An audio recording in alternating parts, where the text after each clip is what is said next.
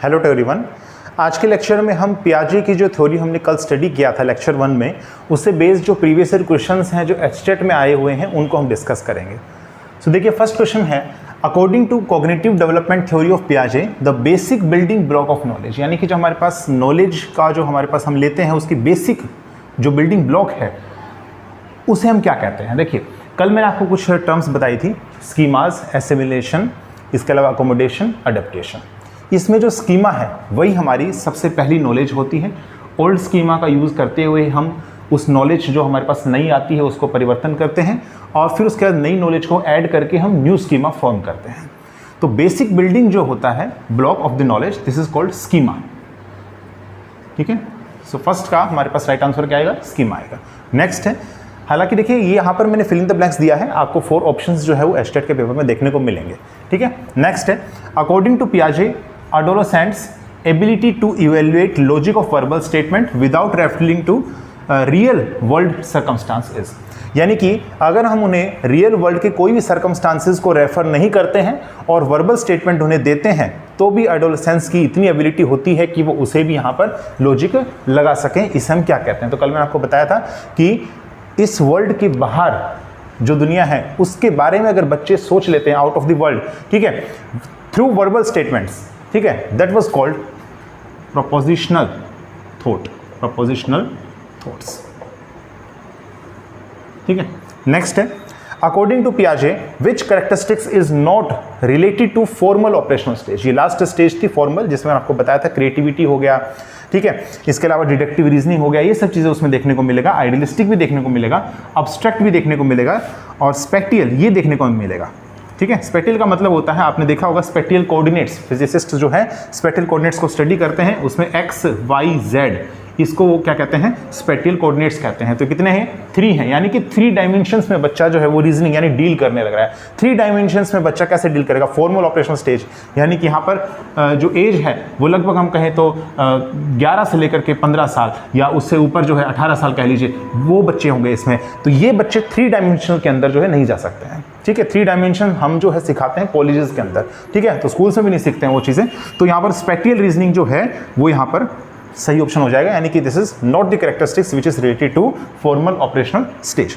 Fourth question है, young teenagers में often believe करते हैं कि they are completely unlike anyone else. देखो, किसी दूसरे को पसंद नहीं करना यंग टीनेजर्स की एक खासियत है, वो खुद में जो है खुद को पसंद करना। अब खुद को पसंद करने का मतलब ये हो गया खुद जो है उसके बारे में जो है परसेप्शंस अच्छे अच्छे बना लेना, इसको हम कहते हैं यहाँ पर पर्सनल फेबल। पर्सनल फेबल, अगर इनसे तुम इनके खुद के बारे में पूछोगे तो ये बढ़ा चढ़ा के अपनी बातों को बताएंगे। ठीक है, नेक्स्ट है, the feeling of adolescents that is everyone is looking at me. देखिए, everyone is looking at me का मतलब क्या, ऑडियंस जो है उसे ही देख रही है। ठीक है, this is called imaginary audience. ठीक है, इसे हम क्या कहेंगे, इमेजिनरी ऑडियंस कहेंगे। ठीक है, चलिए नेक्स्ट क्वेश्चन देखते हैं। देखिए, नेक्स्ट क्वेश्चन है 6th, which is not true according to पियाजे थ्योरी। ये जो क्वेश्चन है ये 2018 पीजीटी में आया है एचटेट में। पहला ऑप्शन है, डेवलपमेंट एक डिसकंटिन्यूअस प्रोसेस है। सेकंड है, चाइल्ड जो है वो लर्न करता है थ्रू एसिमिलेशन एंड अकोमोडेशन। कल ही करवाया था एसिमिलेशन और अकोमोडेशन, बिल्कुल सही है, पियाजे थ्योरी हमने स्टडी किया था। डेवलपमेंट एक कंटिन्यूअस प्रोसेस है। लास्ट है, इट हैव 4 स्टेजेस। तो 4 स्टेजेस का जो हमने स्टडी किया था, ठीक है, sensory motor stage, pre operational stage, formal stage और कंक्रीट स्टेज। तो यहाँ पर जो है डिसकंटिन्यूअस प्रोसेस है या कंटिन्यूअस प्रोसेस है, इन दोनों में से ही एक जो ऑप्शन करेक्ट होगा। तो डेवलपमेंट का देखो करेक्टरिस्टिक्स होता है कि डेवलपमेंट जो है वो क्या होता है, एक कंटिन्यूअस प्रोसेस होता है।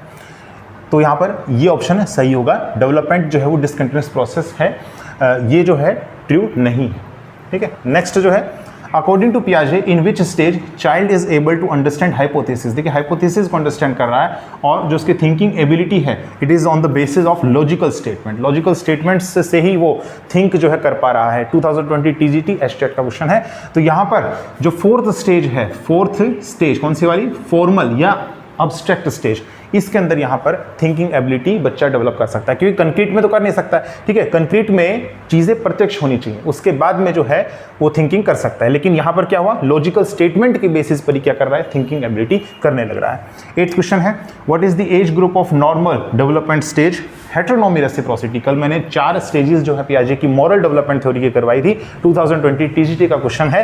हेटेरोनॉमी रेसिप्रोसिटी इसमें से 3rd स्टेज थी, ठीक है। उसमें मैंने जो एजेस लिखवाई थी आपको 0 से 5, 5 से 8, 9 से 13 और 13 से 18। इसमें यहाँ पर 3rd जो स्टेज थी इसको हम कह रहे थे हेटेरोनॉमी रेसिप्रोसिटी। 5 to 8 हेटेरोनॉमी अथॉरिटी, ठीक है, 0 to 5 एनोमी और 13 to 18 यहाँ पर इसको हम कहेंगे ऑटोनॉमी, ठीक है, ऑटोनॉमी, क्योंकि बच्चा सेल्फ है, ठीक है। तो यहाँ पर जो एज हो जाएगी वो कितनी हो जाएगी, 9 to 13 ईयर्स, ठीक है, या 8 to 13 ईयर्स कह सकते हैं। नेक्स्ट है, अकॉर्डिंग टू पियाजे child is able to apply logical thoughts to all classes of problems this occurs in. देखिए लॉजिकल थॉट्स हैं, मैंने कहा था लॉजिकल रीजनिंग, ठीक है, एक होती है इलॉजिकल रीजनिंग्स। फिर उसका मैंने आपको ये भी बताया था कि जो रीजनिंग है, जो अपने पास में लॉजिकल रीजनिंग जो हो रही है वो हमारे पास रिवर्सिबल भी हो सकती है और इरिवर्सिबल भी हो सकती है। इरिवर्सिबल जो थी वो हमारे पास 2nd स्टेज में थी और रिवर्सिबल कब थी, 3rd स्टेज में, यानी कि 5 × 2 10 है, तो 2 × 5 10 है, बच्चा इस वाले स्टेज में समझ पा रहा है। और थिंकिंग कैसे जाती है, लॉजिकल थिंकिंग आ जाती है। कौन सी स्टेज है वो, 3rd स्टेज है, ठीक है। तो यहाँ पर कौन सी स्टेज है, 3rd stage, that means concrete stage, concrete stage, या इसको हम कह सकते हैं कंक्रीट के अलावा लेटर चाइल्डहुड स्टेज, ठीक है। चलिए नेक्स्ट क्वेश्चन देखते हैं।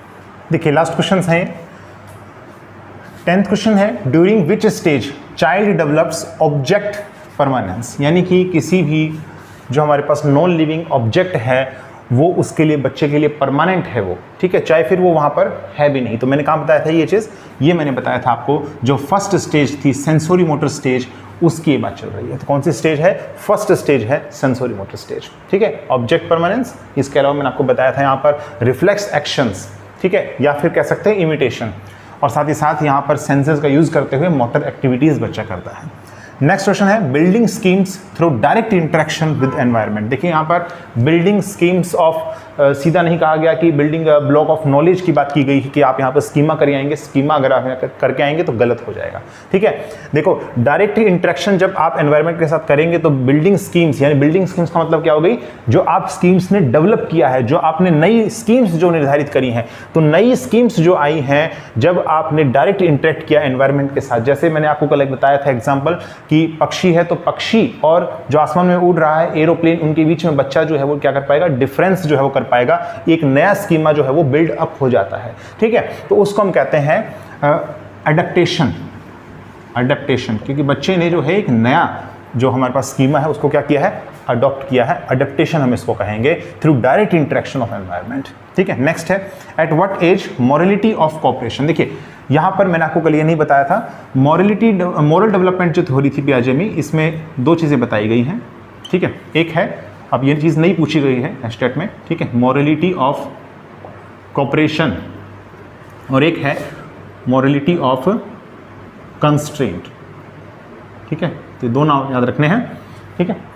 अब देखिए मॉरलिटी ऑफ कंस्ट्रेंट, इसका मतलब हम कह सकते हैं हिट्रोनॉमस की बात हो रही है, हिट्रोनॉमी, ठीक है। और ये जो मॉरलिटी ऑफ कोऑपरेशन है इसका मतलब हो रहा है ऑटोनॉमी, ऑटोनॉमी स्टेज है।